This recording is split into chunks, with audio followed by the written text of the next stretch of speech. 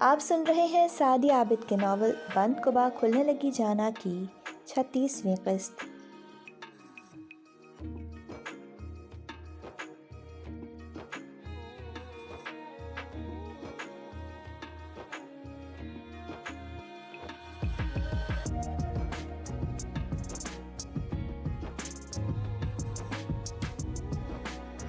تمہیں اپنے ارحم بھیا کی شادی کا خیال ایک دم کیسے آ گیا؟ کہیں کوئی لڑکی تو اپنے بھیا کے لیے پسند نہیں کر لی؟ جب سے لاج نے اپنے دل کی بات کی تھی وہ روز ان سے بات کرنے کا سوچ رہی تھی۔ رات راہم شازمین کو میکے سے لینے گیا تو اسے بھی ساتھ لے آیا تھا، اسی لیے آج اس نے ہمت کر کے ارحم الحسن کی شادی کا ذکر نکال لیا تھا۔ جی پھپھو، وہ لاج ہے نا، میں چاہتی ہوں کہ ارحم بھیا کی اس سے شادی ہو جائے۔ وہ جوش سے بول اٹھی تھی جبکہ وہ بری طرح ٹھٹک گئی تھی۔ یہ خیال آیا کیسے تمہیں؟ الجھ کر پوچھا تھا اور وہ پہلے تو گڑبڑائی اور پھر انہیں راز میں شامل کرنے کا سوچتی بولی، میں اگر ایک راز آپ کے ساتھ شیئر کروں گی تو آپ کسی سے، خاص کر ارحم بھیا سے تو نہیں کہیں گی؟ وہ الجھن کے باوجود اقرار کر گئی تھیں اور اس نے لاج کے دل کی بات سے انہیں آگاہ کر دیا تھا۔ لاج اچھی ہے نا پھپھو؟ وہ ان کی خاموشی سمجھ نہیں پائی تھی، اس لیے لاج کی تعریف کرنے لگی تھی۔ ماہ لاج مجھے بھی بہت پسند ہے، وہ دھیمے سے کہنے لگی تھی کہ وہ جوش سے ان سے لپٹ گئی۔ اوہ تھینک یو سو مچ پھپھو، آپ بہت اچھی ہیں، ہم کل ہی لاج کے گھر جائیں گے۔ وہ خوشی سے تمتماتے چہرے کے ساتھ منصوبہ بندی کرنے لگی تھی۔ ہم پروپوزل لے کر جائیں گے مگر تم ماہ لاج سے بات کرو تاکہ وہ اپنے پیرنٹس سے بات کر کے انہیں راضی کر لے، کیونکہ ان کے اور ہمارے اسٹیٹس میں بہت فرق ہے۔ اگر ان کی جانب سے انکار ہوا تو فضول میں تمہارے لیے مسئلے مسائل ہوں گے کہ تم اس گھر کی بہو ہو، وہ دھیمے سے کہہ رہی تھی۔ میں آپ کی بات نہیں سمجھی پھپھو، اور اسٹیٹس میں تو فرق ہے مگر میری شادی بھی تو… وہ یکدم لب دانتوں تلے دبا گئی تھی، نہ جانے کیوں وہ اس موضوع و حوالے پر بات کرنا نہیں چاہتی تھی۔ اس کے سرخ پڑ جانے والے چہرے کو دیکھ کر وہ نرمی سے مسکرا دی تھی۔ اسٹیٹس میں فرق تھا اسی لیے تو بھائی صاحب نے انکار کر دیا تھا، مگر قسمت میں لکھا تھا، اس لیے تمہارا نکاح کنان سے ہو گیا اور بہت جلد رخصتی بھی ہو جائے گی۔ انہوں نے پیار سے کہہ کر نرمی سے چھیڑا تھا، اس کا چہرہ یکدم ہی جھک گیا تھا۔ پلیز پھپھو، میں آپ سے کچھ اور بات کر رہی تھی۔ اس کے منمنانے پر وہ ہنس دی تھی۔ تم لاج سے بات کرو، اس کے گھر والوں کو اعتراض نہیں ہوگا تو میں ارحم سے بات کروں گی۔ اور اس نے جب فریدہ کی بات لاج تک پہنچائی تھی تو اس کی بات اسے متحیر کرنے کے ساتھ ناگواری میں بھی مبتلا کر گئی تھی۔ پلیز حنین، تم میری دوست ہو، میرے لیے اتنا سا نہیں کر سکتی؟ اور لالا جان کوئی غیر تھوڑی ہیں، تم ان کی منکوحہ ہو، تم ان سے بلا جھجک بات کر سکتی ہو۔ اس کی خاموشی محسوس کر کے وہ ملتجی ہوئی تھی۔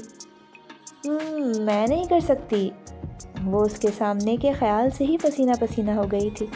پلیز حنین، میری خاطر ڈائریکٹلی نہ صحیح، فون پر ہی بات کر کے میری فیلنگز ان تک پہنچا دو کہ میں خود سے تو ان سے نہیں کہہ سکتی نا، مگر انہیں اچھے سے جانتی ہوں کہ انہیں میری فیلنگز پتہ چلیں گی تو وہ سب کچھ خود ہی سنبھال لیں گے، موم اور ڈیڈ کو بھی راضی کر لیں گے۔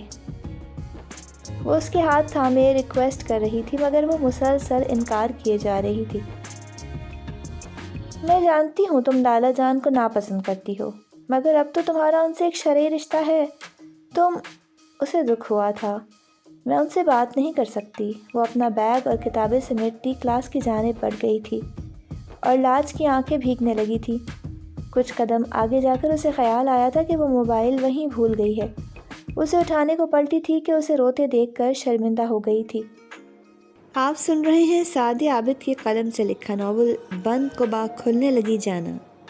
چینل کو ابھی تک سبسکرائب نہیں کیا تو ابھی سبسکرائب کریں اور بیل نوٹیفیکیشن کو آن کر لیں تاکہ ہر نئی آنے والی قسط کا نوٹیفیکیشن آپ کو بروقت مل سکے۔ شکریہ۔ سوری لاج، وہ میں… اس کے سامنے ٹھہر کر کہنے لگی تھی کہ وہ اٹس اوکے کہہ کر وہاں سے نکلتی چلی گئی۔ تمہیں لگتا ہے کہ میرے بات کرنے سے تمہارا مسئلہ حل ہو جائے گا؟ تو تم اداس نہ ہو، میں بات کرنے کی کوشش کروں گی۔ لیکچر ہال میں اس کی خاموشی اور سرخ آنکھیں اسے ڈسٹرب کر گئی تھیں، اس لیے اس نے فیصلہ کیا تھا اور وہ اس کو حیرانگی سے دیکھنے لگی تھی۔ تم میری دوست ہو لاج، اور میں تمہیں اداس نہیں دیکھ سکتی۔ وہ اندر ہی اندر اس سے بات کرنے کے خیال سے ہی خوف زدہ ہو رہی تھی، جبکہ وہ خوشی سے اسے گلے لگا گئی تھی، جبکہ وہ مسکرا بھی نہیں سکی تھی کہ اسے اب یہ خیال ستانے لگا تھا کہ لاج کے لیے فیصلہ لے تو لیا تھا، مگر اس سے بات کرے گی کیسے؟ ہیلو، ماہ کنان اسپیکنگ۔ وہ بے خبر سو رہا تھا جب رنگ ٹون کی آواز پر اس کی نیند ٹوٹتی چلی گئی تھی۔ اس نے موبائل کی اسکرین پر بلنک ہوتا ہوا نمبر دیکھا اور لاپرواہی سے موبائل سائٹ پر ڈال کر تکیہ منہ پر رکھ کر اپنے مخصوص انداز میں اوندھا لیٹ گیا، مگر کال کرنے والا بھی کافی مستقل مزاج تھا اور اس کی مستقل مزاجی کے سبب ہی اس نے کال ریسیو کر لی تھی، ورنہ عموماً وہ نیا نمبر اٹینڈ نہیں کرتا تھا۔ اس کی نیند میں ڈوبی آواز پر اس کی نم ہتھیلیاں مزید نم ہونے لگی تھیں، ماتھے پر الگ شبنمی قطرے چمکنے لگے تھے۔ میں حنین بول رہی ہوں۔ وہ کافی دیر کچھ نہ بولی تو وہ غصہ ہونے لگا تھا، تب ہی وہ گھبرا کر منمنائی تھی اور اس کی آواز کا زہر یوں اس پر طاری ہوا تھا کہ اس کی نیند کا خمار اڑن چھو ہو گیا تھا۔ اوہو، زہ نصیب! کہیے مسز حنین آبدی، کیسے یاد کیا؟ حیرت سے نکل کر شوخی سے جملہ کسا تھا اور اس کی ہمت ٹوٹنے لگی تھی۔ مجھے آپ سے بات کرنی ہے۔ وہ شوخی سے اپنے مخصوص انداز میں شروع ہوا ہی تھا کہ وہ منمنائی تھی۔ جی فرمائیے مسز، بندہ تو آپ کا غلام ہے اور اپنے غلام سے آپ کو کیا خدمت درکار ہے؟ اس کے انداز میں برجستگی تھی اور وہ پچھتانے لگی تھی کہ کیوں اس کو کال کر بیٹھی تھی۔ کہو نہ جانے کنان، کیا کہنا ہے؟ اس کی خاموشی محسوس کر کے متبسم سے بولا تھا کہ وہ سامنے نہیں تھی، مگر وہ تصور کر سکتا تھا کہ اس کی حالت کیا ہو رہی ہوگی۔ آپ مجھے کچھ کہنے ہی نہیں دے رہے، جبکہ مجھے آپ سے بہت ضروری بات کرنی ہے۔ وہ رو دینے کو تھی اور اس کے لہجے میں نمی محسوس کر کے سنجیدہ ہو گیا تھا کہ بات تو اسے بھی جاننی تھی کہ ایسی کون سی اہم بات تھی جس کو کرنے کے لیے اس نے تمام ناراضگیاں بھلا ڈالی تھیں۔ پھپھو لاج کے لیے ارحم بھیا کا پروپوزل لے کر آپ کے گھر آنا چاہتی ہیں، اس نے سنجیدگی سے اسے بات کرنے کا کہا تھا، تب وہ نرمی سے بولتی اسے متحیر کر گئی تھی۔ آپ لوگ انکار تو نہیں کریں گے نا؟ اس کے لہجے میں معصومیت تھی۔ ضروری نہیں ہے کہ ہم اقرار ہی کریں، وہ دھیمے سے کہہ گیا تھا کہ اس کی بات اسے بے یقینی کے سمندر میں ہی نہیں کئی گنا ناگواری بھی عطا کر گئی تھی کہ ارحم کو اس نے ہمیشہ دوسری نگاہ سے دیکھا تھا۔ وہ جو چاہ رہی تھی وہ اسے فی الحال بے یقین کر گیا تھا کہ اس نے تو ایسا سوچا تک نہ تھا۔ پلیز آپ انکار تو نہ کریں، میری خاطر مان جائیں۔ وہ اس کی بات پر گھبرا کر بولی تھی، اس کا انداز دل فریب تھا۔ حنان کے دل کی دنیا زیر و زبر ہو کر رہ گئی تھی کہ ایسے وہ جان بھی مانگتی تو وہ لمحہ کو نہ سوچتا، مگر یہاں معاملہ کچھ اور تھا۔ وہ ٹھٹک کر رہ گیا تھا۔ تم مجھ سے بات ارحم کے کہنے پر کر رہی ہو؟ وہ فوری طور پر ارحم سے بدگمان ہوا تھا۔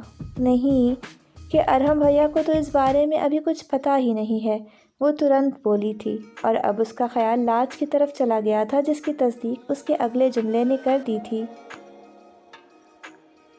آپ سن رہے تھے سعدیہ عابد کے ناول بند قبا کھلنے لگی جانا کی 36ویں قسط۔ اگلی قسط کے ساتھ انشاءاللہ بہت جلد حاضر ہوں گے۔